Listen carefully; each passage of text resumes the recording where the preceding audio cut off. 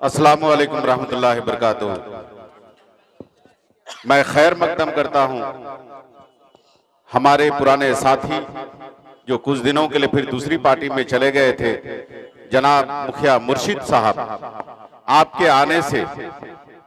आपके आने से सीमांचल ही नहीं बल्कि पूरे बिहार में एमआईएम को मजबूती मिलेगी इंशाअल्लाह ताला। ये जो जन सैलाब आज आपने किशनगंज में लाकर भर दिया, इससे साफ गवाही मिलती है कि हम सिर्फ किशनगंज ही नहीं, अररिया, पूर्णिया और कटिहार में भी काफी मजबूती से आने वाले वक्त में हमारी पार्टी कई एमएलएज निकालकर बिहार की सियासत में नई तारीख लिखने का काम करेंगे इंशाअल्लाह ताला। मैं शुक्रिया अदा करता हूं हमारे राशिद भाई का, जो अररिया के हमारे जिम्मेदार साथी हैं, जो प्रदेश की टीम में बहुत मजबूती से काम कर रहे हैं। हमारे मुखिया जी को दोबारा हमारी पार्टी में जोड़ने के लिए इनका बड़ा रोल रहा, उनका भी हम खैर मकदम करते हैं। मैं शुक्रिया अदा करना चाहता हूं हमारा मौलाना अब्दुल्ला सालिम कमर चतुर्वेदी साहब का, जो बड़ी मजबूती के साथ अब तक इस पार्टी का बाह थाम कर जोकी के विधानसभा में ही नहीं बल्कि अररिया और पूरे हिंदुस्तान में एमआईएम के लिए अपनी आवाज बुलंद कर रहे हैं।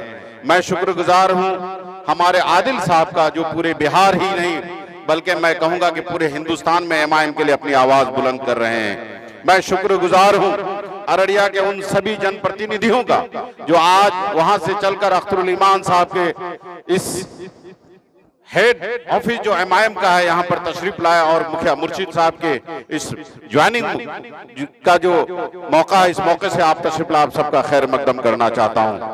हजरात, एमआईएम एक आंधी है, एमआईएम एक तूफान है, एमआईएम हक की लड़ाई लड़ती है। एमआईएम का मतलब मजलूमों की आवाज, एमआईएम का मतलब दबे कुचलों की आवाज, एमआईएम का मतलब दलितों की आवाज, पिछड़ों की आवाज, मुसलमानों की आवाज। एमआईएम का मतलब एक जंग है, और वो जंग हिंदुस्तान के अंदर एक बड़ा तबका को जो पीछे छोड़ दिया गया है, उसके खिलाफ एमआईएम खड़ा है। इसीलिए आज सिर्फ सीमांचल नहीं, आप देखे होंगे कि अभी महाराष्ट्र का इलेक्शन हुआ, झारखंड का इलेक्शन हुआ, उत्तर प्रदेश का इलेक्शन हुआ, एक नया लहर दौर पड़ा है। बिहार के और हिस्सों में चाहे हिंदू हो या मुसलमान, राणा रंजीत जी के इलाके में आप देखिए जाकर, और कई हिस्सों में हम एमआईएम बहुत मजबूती के साथ आगे बढ़ रहे हैं। हिंदुस्तान में तीसरी सबसे बड़ी ताकत आज की तारीख में अगर पूरे हिंदुस्तान में उभरी है, उसका नाम मजलिस इत्तेहादुल मुस्लिमीन है। हम शुक्रिया अदा करना चाहते हैं बैरिस्टर असदुद्दीन ओवैसी साहब का, दूरअंदेशी का उनका, कि जब हैदराबाद से निकलकर पूरे हिंदुस्तान को निकले, किसी ने सोचा ना होगा कि पूरे हिंदुस्तान के हर कोने कोने से आवाज उठने वाले का नाम होगा मजलिस इत्तेहादुल मुस्लिमीन। एक वक्त होगा इंशाअल्लाह ताला, कांग्रेस और बीजेपी के बाद तीसरी सबसे बड़ी ताकत होगी एमआईएम, और एमआईएम की ताकत को कोई रोक नहीं सकता। हमारी पार्टी आज की तारीख में बिहार में ही और हैदराबाद में ही नहीं सिकती है, बल्कि आप जहां भी जाइएगा मजलिस इत्तेहादुल मुस्लिमीन का झंडा कहीं ना कहीं आसमान पे उड़ रहा होगा इंशाअल्लाह ताला।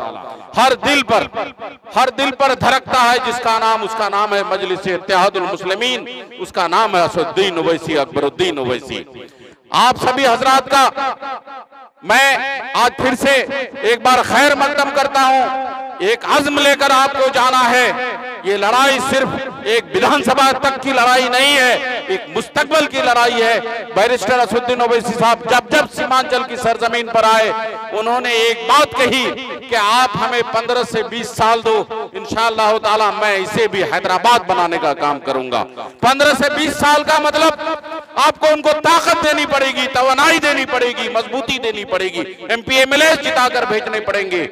आज कहीं ना कहीं महाराष्ट्र में पेच फंस रहा है, और एमआईएम बन सकती है वहां पर किंग, जिनके हाथ में चाबी होगी, किसकी हुकूमत बनेगी। क्या इस पर काम करेंगे इंशाअल्लाह ताला? आने वाला 2025 में यहां से अज़्म लेकर जाना पड़ेगा कि हमारे जो भी कैंडिडेट बनेंगे उनके साथ हम लोग रहेंगे, ताकि हमारे नस्लों पर काम हो सके। बहुत बहुत शुक्रिया। अल्लाह हाफिज।